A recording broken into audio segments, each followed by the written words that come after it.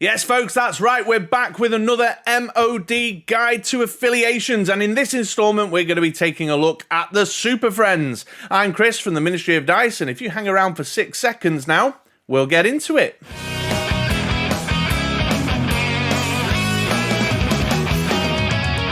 Hello there. Thanks for sticking around. Yes, it's Chris here from the Ministry of Dice, and I'm so very pleased to have you here with me. How are you doing? You all right? What's on your mind? Drop in the comments down below. Just let me know how you're getting on, what you've been up to.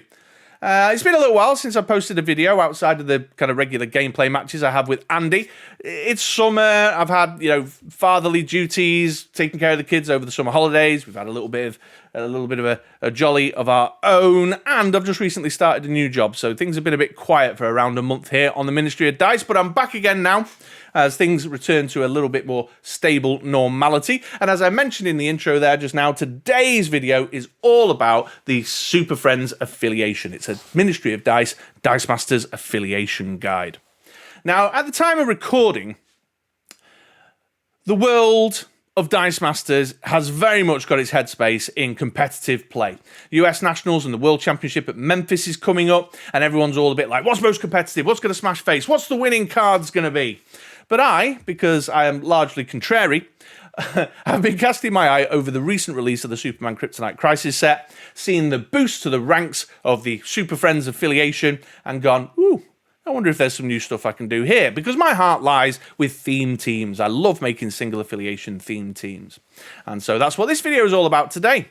Now, if you're new around these parts, or you just need a quick refresher because we've not done one of these for a while, and a Ministry of Dice Dice Masters Affiliation Guide is pretty much what it says on the tin. I'm going to do a walkthrough of my highlights, my top picks from that affiliation in the game.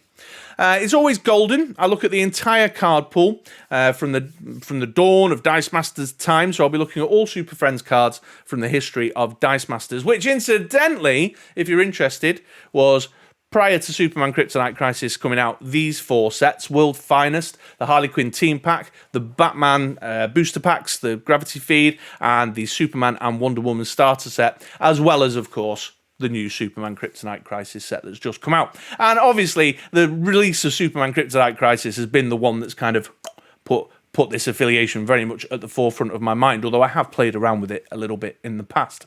So I'm going to walk through, it's just my top picks. I'm not going to look at every single card from this affiliation, and I'm just going to categorize it very simply. I'm going to talk a little bit about ramp, I'm going to talk a little bit about win conditions, or the way this affiliation can win. I'm going to talk a little bit about utility and control, and then any kind of unique or interesting elements that this affiliation seems to have attached to it. So that's the long and the short of it. That's been a pretty big intro there, so I'm going to wrap that up now. Let's now start talking about the cards. So, with the release of Superman Kryptonite Crisis, the Super Friends card pool is now up to a grand total of 71 cards. So it is admittedly a much smaller card pool for an affiliation compared to the likes of, X-Men or the Villains Affiliation. But just because it's a small card pool doesn't mean there isn't some interesting and fun stuff going on in there. And you definitely have a handful of cards in each of those key categories I mentioned before: ramp, utility, control, win conditions, etc, etc. So let's start diving into that, and let's talk a little bit about ramp. Let's talk about purchase power. An affiliation may have incredible win condition cards, it may have incredible control cards, but if they're too expensive, if they cost a lot to field, then what good is the affiliation if you can't get them bought and can't get them out? And through the history of Dice Masters, through the history of playing many a single affiliation event, whenever a Super Friends team turned up, this guy was the cornerstone of the team. Jimmy Olsen, Signal Watch. He's a 2-cost fist. He's obviously got the Super Friends affiliation. And when he's active, he will discount your Superman and Supergirl dice by 2 for purchase cost and make them free to field. So, yeah. What a guy, Jimmy Olsen. So, yeah, I very rarely see a Super Friends team in the golden context that doesn't have this guy on it. Yeah, he's not generically useful. I mean, he only benefits Superman and Supergirl. He's not helping out your other Super Friends affiliated characters. And there are a couple of others that you definitely want to be looking at, and we'll talk about those, of course. But because Superman and Supergirl come with such a high purchase cost and a high fielding cost, he just makes all the difference. He just makes a Super Friends Friends affiliated team much more streamlined, because it's likely that you're going for a beat stick win condition, and Superman and Supergirl are going to be a big part of that stick beating. So very rarely do you see a Super Friends team without a Jimmy Olsen signal watch to help you out. But he's a discount. There's also some other bits and bobs going on that can help you too. Superman Kryptonite Crisis brought us Lois Lane Reporter. She's a 3-cost fist, and the first line of her game text allows her to prep a die when she's fielded. So she's just helpful for a kind of bit of quick early ramp boost, quick bit of prep, although she does have the added value of giving Superman a stat bump too. And then Trusted Friends for a basic action from the World's Finest set I've seen used. It's a discount basic action. It reads, the first Bat Family or Super Friends character die you purchase this turn costs 1 less. So it's a great basic action for a Super Friends affiliated team, because it's a basic action that you can bring that helps you out. Although, obviously, in the rare instance that, I say rare, in the instance that you face a Bat Family team, it's useful for them too. But broadly speaking, when you see a lot of X-Men teams, Avengers teams, villain teams, it's handy because it's a basic action that you can make use of. The global doesn't make a difference. It's not really going to affect things in a great deal. It's not going to bring an extra benefit for your opponent or help you out particularly. And it's a low-cost basic action. It's 2. So by the time, if you get 3 or 4 uses out of it through the course of a game, then it's paid for itself. So Trusted Friend, Lois Lane, a couple of other ways to get a bit of ramp or get a bit of additional discount. What I have found, either when building Super Friends teams myself or seeing other Super Friends teams, that there's been a lot of folks out there who just go really old school and just buy a cheap, generic, bland, vanilla character like Connor Kent or the vanilla ally Lois Lane, with the intention of rolling them in as energy, in an early turn. So make sure you've got a prep global in your basic actions. Bring a resurrection along, for example, from the Superman Wonder Woman start set. So you've got a prep global in there. Buy yourself a Connor Kent. Do the old 5 dice second turn trick with the prep global, and then roll Connor Kent in on energy. So that's proper old school stuff there. So that's something I've seen going on, but that's less efficient than some of the previously mentioned ones. There are some other bits and bobs too. So like there's a Superman that's been popular with Super Friends teams, Hero of Metropolis. He's a big 6-cost shield character, but he costs 1 less for each other different Super Friends character that you've got in the field. So with a Jimmy, he's then getting a discount of 3. He becomes a 3 purchase cost. Although I'm not always as keen on using this Superman, because he's got a global on him where you can pay a shield to prevent 3 damage to a character dice unless your opponent pays 1 life, and I feel like your opponent can make a bit of use of that. But he's certainly been popular as a means of making sure you've got a Superman character, a big beat stick with some hefty stats out in the field. There's also a Supergirl from the Superman Wonder Woman starter set. I'll have to check a subtitle. I have All Your Powers. She's a 6-cost shield. And she does a little bit of prep when she does combat damage to your opponent. So you could do things like Throne Car, give her Overcrush, and she could be, I suppose, less useful for early doors prep. Although, again, with Jimmy out in the field, you could buy her for 4, but she's nice for kind of mid-late game churn to keep your bag clear, to help you manage your bag. So not mind-blowing in terms of ramp, but the Super Friends Affiliation certainly has some tools available to it to help it out. And Jimmy can carry a lot of weight for sure. Now, there's a couple of cards that I did want to touch on. They're not really ramp, but they're kind of rampy shenanigans or sort of bag management shenanigans. And that's Clark Kent and one of the new Jimmy Olsens. Oh, bang me microphone. One of the new Jimmy Olsens from the Kryptonite Crisis set. And let's start with Clark Kent, Daily Planet Photographer. It's a 4-cost shield, and he reads, when Clark Kent is KO'd by combat damage, you may search your bag or use pile for a Superman die and place it in the field zone at level 2. So here's an interesting one because he kind of helps you speed rush to the Superman die. But even better than that, we've now got the Jimmy Olsen Knack for Trouble. He's a 2-cost fist, so he's a lot less to purchase. And he reads, when Jimmy Olsen is KO'd, you can prep a non-Jimmy Olsen Super Friends die from your use pile. So with just a little bit of clever timing, you can then use Jimmy Olsen and KO him and shoot Superman, straight over to prep. The problem, I suppose, or the disadvantage with these two, when you're in a single affiliation or you're in a kind of themey kind of format setup, is that some of the extra tools you might want to use there that would make these two a bit more beneficial aren't quite as accessible. So your KO globals, for example, are in Yu-Gi-Oh, Dungeons and Dragons, and on Dark Phoenix in the Dark Phoenix saga. So KOing them on demand is not quite as easy. You'd have to use a basic action like Truce or something, which then is another purchase, and so on and so forth. So I probably wouldn't bother with these as a way of kind of you're cutting out of your elements of your cycle all that much attention, really, but I felt like I had to bring them up. And of course, the Jimmy Olsen, just while we're on the subject of ramping, he has the fielding global pay a fist, pay a shield. The first character die you field this turn is free to field, so that can obviously help you out with some of those high fielding costs on your Supermen and your Supergirls. So there you go. That's kind of it, really, in terms of ramp, churn, bag management type stuff. As I said before, they've got a few tools. It's not mind-blowing, but certainly enough to support the team and get it up and running. Right, now let's talk about winning games with the Super Friends affiliation, and I've already alluded to it. The route to success, the way Super Friends teams win games is with beat sticks. You just smash into your opponent with your massive, muscly, invulnerable, super-powered characters with a huge wall of frightening super people and win the game. That's the bottom line. It's all about beat sticks. Here's a couple that I've just brought up on screen here now. I batched these ones together because they're quite interesting for another reason, but you can see the stat lines. Like if you look at Superman here, 146, 267, 278. Supergirl, same stat line, 146, 167, 278. We've got Steel here, 132, 143, 154. Not quite as rough and tumble, but he's obviously cheaper in purchase cost by comparison. I've batched these ones together because they've all got the Iron Will keyword on them as well, which is a kind of a bit of flavour, a bit of personality to the Super Friends affiliation. You don't see it around a lot, but as you can see, it's a little bit more prevalent in the Super Friends affiliation. I'm just trying to cast my mind back. I think there's a Melinda May that's got it, the promo. And is that maybe about it? I don't know. Has Iron Will turned up on a Colossus or something before, or Juggernaut? Anyway, I'm in the weeds. So you can see that these are big, beefy statted characters. They're beat sticky style characters. The Iron Will is a great added element. If you're not familiar with it, you can see on the flavor text there. This character can't be KO'd unless it was previously damaged this turn, which is super strong.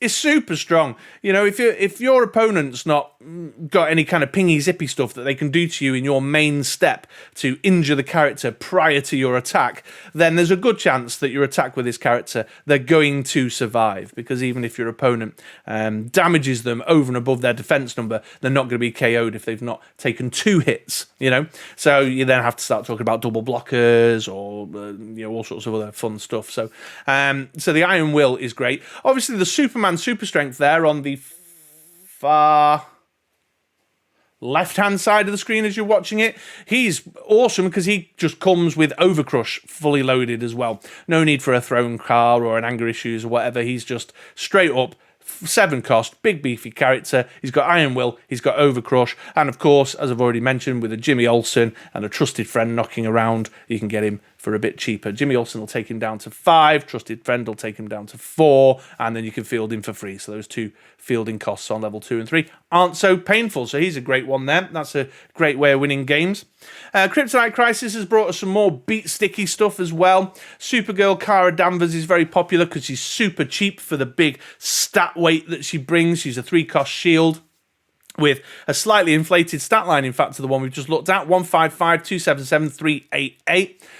You're going to have to manage the fact that she's got much bigger fielding costs. That 3 on level 3 is painful. So, make sure you got your Jimmy Olsen out.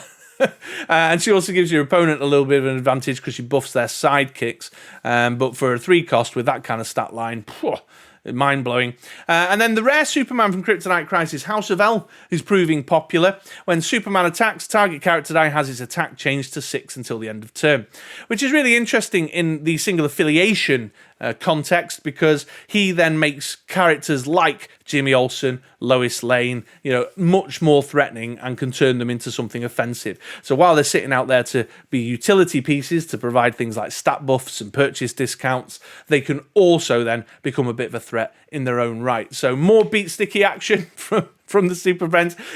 Honestly, folks, you just build a big wall. You just get a big wall of crazy super friends and then just smash into your opponent relentlessly. That's how you do it. There is a little bit of shenanigans, a bit of jank in the Super Friends Affiliation, although not a great deal. There's a card I've seen used in the past. There's a Power Girl from the World's Finest set that's called Heat Vision. She's a 6-cost Bolt character, and when she's in the field, when you've got another Super Friends character, at the start of your clear and draw step, she deals 1 damage to all your opposing character dice. So if you're not bothering with Overcrush, for example, and you really are just going to go for a wide field, tongue-tied, wide field, and try and just smash through with those big static characters, then she can be useful to kind of clear down any weenie blockers that your opponent might be using, and just give you a little bit of an edge. And there's a Kal-El from the World's Finest set as well. He's trained by Superboy, 6-cost shield character, and you can pay 2 shields to make him only blockable by Super Friends characters, which in a single affiliation format, obviously unless you're playing another Super Friends team, means that he is unblockable. That is what it is. And with the release of the Superman Kryptonite Crisis set, one of Superman's buddies from the Holy Trinity of DC has come along to join the team, Batman, Legend of the Dark Knight. He carries 3 affiliations. In fact, he's got the Bat Family, the Justice League, and the Super Friends. It's the rare from the set, and while he's active, when one of your character dice is KO'd, you can deal a damage to your opponent and a damage to a target character. And he's got the global on him where you can pay 2 masks and you and your opponent can make 2 sidekicks out of the use pile. He's not really ideal for a Super Friends team in some respects because, again, as I was saying before, the tools to auto-KO your own stuff aren't quite as easy and accessible compared to an open constructed format where you have access to stuff like Dark Phoenix and Blue Eyes White Dragon and so on and so forth. There is Truce, the basic action that you can KO 2 of your characters and force your opponent to KO 2 of your characters, that's in the DC card pool if your single affiliation stuff is restricted, for example, by IP. So there are ways and means of doing it, or it could just be a nice little disincentive to your opponent. Say, yeah, well, you can attack me, but there's going to be a bit of ping damage in it for you when you kill my blockers, kind of thing, which is interesting. And that really is all there is to say about winning games with the Super Friends Affiliation. It's about big beat sticks. Many teams I've made in the past have made use of basic actions like Thrown Car. I like it. I used to use the promo one with the old Action Comics #1 image on it because, theme.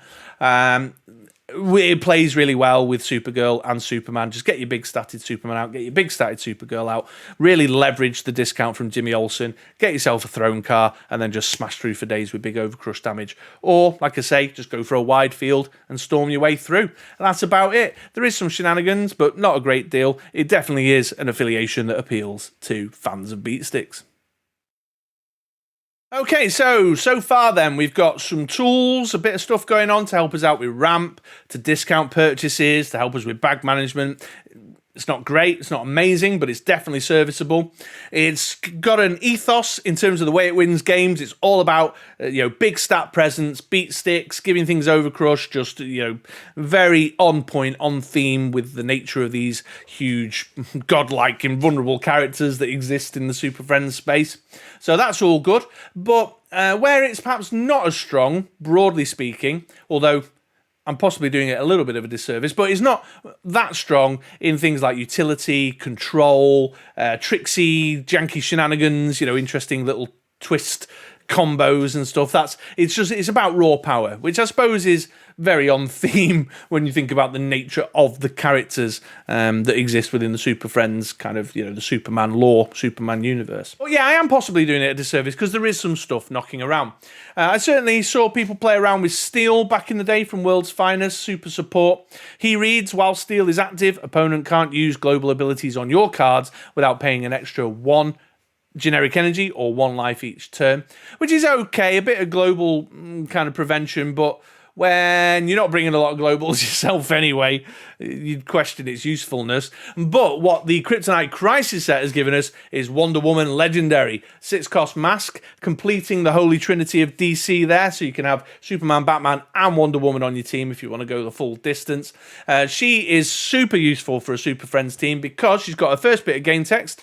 When fielded, spin target character die to an energy face, and you may deal 2 damage to target character die. So a bit of on the spot, targeted removal, which is super useful because a lot of your Super Friends removal is about just killing stuff by smashing into it. And then you've got the secondary game text, of course. While Wonder Woman is active, ignore opposing when fielded and when attacks abilities. So just a huge lump of control and utility for your team in a single card there. She's expensive at a 6 cost. She's not going to benefit from your discount from Jimmy Olsen, for example, so you're going to have to reach for it a little bit in the context of the team itself. But she, to my eyes, if you've got her, she's a must in a Super Friends affiliated team. If you're playing single affiliation, you've got to have Wonder Woman, because where the Super Friends affiliation is let down is things like on-the-spot removal or protection against your opponent's win conditions. One thing I have noticed with the Super Friends affiliation, I don't know whether it really counts as like utility or not, but one thing I have noticed is that there's a little sprinkle of life-gainy stuff going on in the Super Friends affiliation. And one card that I wanted to highlight is just a notable mention, because I played against it once and I sort of dismissed it, and it was really super annoying. So here's some example of some of the life gain that's in the Super Friends affiliation. And the notable mention is the Power Girl. Power Girl Solar Energy Absorption. So while she's in the field and you've got another Super Friends affiliation, at the start of your turn, you gain 2 life. And life gain is often kind of a bit dismissed, really. There's something in the game of Dice Masters where life gain, there's a ceiling on it. Of course, you can't gain life in excess of your original 20 life. And often the rate at which you gain life is not comparable to the rate at which you're taking damage, and so on and so forth. So it's not really taken off as a winning strategy life game. But this Power Girl, I played against it once, and I can't remember what I was playing, like some X-Men team that was doing some ping damage with, I don't know, like a Jubilee or a Boom Boom or whatever. And my opponent was playing the Super Friends team, and I rushed straight into my cheap dice purchases, started pinging left, right, and centre, and they picked up this Power Girl and just camped a Power Girl, and I think it was a Super Girl in the field. Completely immovable. I was never going to get enough ping damage on the go to remove them with their 6 and 8 defenses or whatever. And he was just getting 2 life back at the beginning of every turn. And when I'm doing sort of 2 or 4 damage every turn, anyway, it was just annoying, and there's just a bit of life gain in there. And there's also the new basic action Man of Steel in the Kryptonite Crisis set. This is continuous. Move this die to your use pile to prevent up to 2 damage to target character die. And if you have an active Super Friends character die, gain 1 life. So, yeah, little sprinkle of life gain. A bit random, but might be, if you've got a few card slots going on your Super Friends team, why not chuck one of these on and just see if it helps you out or benefits. Single affiliation and theme formats where you might be playing a team of this nature are certainly slower. You get defeated a lot less by, 1-turn kills, and it's much more about people chipping you down and killing you over 2, 3, 4 turns. So a bit of life gain might not go amiss, and if you've got a slot hanging out, why not give one of these a try?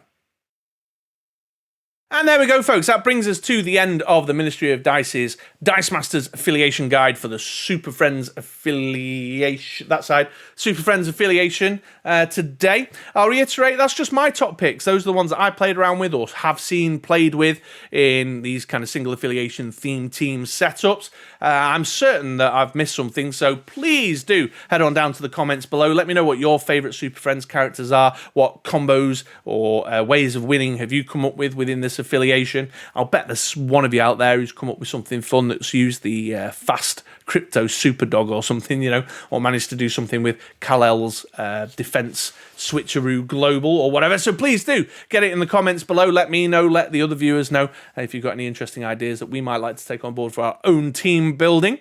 Otherwise, thank you so very much for watching. It is always a pleasure to have you with me here at the Ministry of Dice. If you've enjoyed what I've done today, then give me a thumbs up down below. It just takes you 1 second, but it means ever so much for me. And it's free. It doesn't cost you anything. It's like a brief moment, and you've done it for now. And if you're not already subscribed to the channel, please do.